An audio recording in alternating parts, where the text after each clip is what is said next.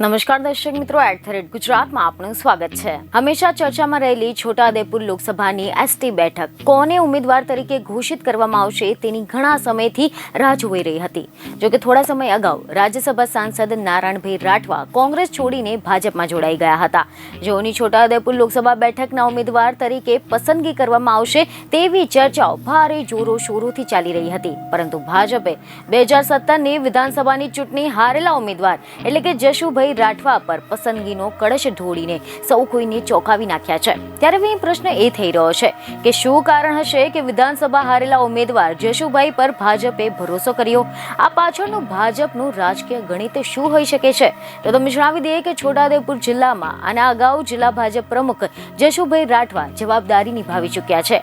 ખબરો એવી મળી રહી છે કે પ્રદેશના આદેશ અનુસાર જશુભાઈ રાઠવા અગાઉ 11 એપ્રિલના રોજ ભાજપના તમામ હોદ્દાઓ પરથી રાજીનામું આપ્યું હતું અને એક જ અઠવાડિયામાં તેમને ફરીવાર ભાજપમાં સમાવી લેવામાં આવ્યા હતા। જ્યારે છોટાઉદેપુર જિલ્લામાં ભાજપનું કમળ ખીલવામાં પણ તેમનો મોટો ફાળો રહ્યો છે। ભૂતકાળમાં જશુભાઈ ભીલુભાઈ રાઠવા એ છોટાઉદેપુર વિધાનસભા બેઠક પરથી કોંગ્રેસના ઉમેદવાર મોહનસિંહ છોટુભાઈ રાઠવાની સામે 2017માં ચૂંટણી લડ્યા હતા, પરંતુ તે વખતે 1000 જેટલા મતોથી જશુભાઈ રાઠવાની હાર થઈ હતી।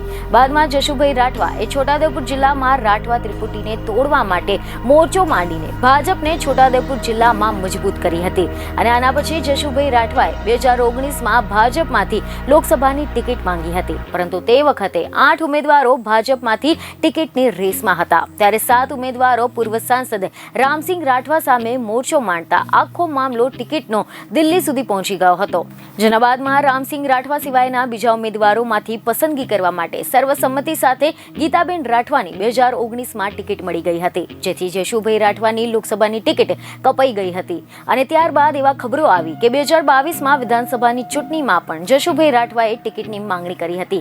કોંગ્રેસ છોડીને ભાજપમાં જોડાતા મોહનસિંહ રાઠવાના પુત્ર રાજેન્દ્રસિંહ રાઠવાને ભાજપે 2022માં વિધાનસભાની ટિકિટ આપી હતી।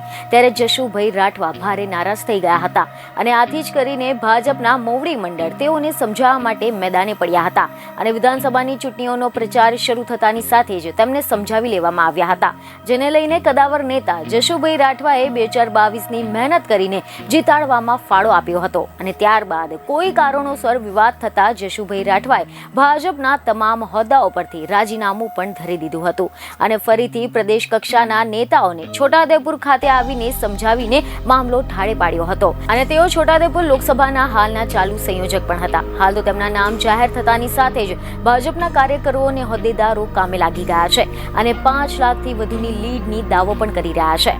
બીજને ખબરો સાથે ફરી મળીશું। ધન્યવાદ।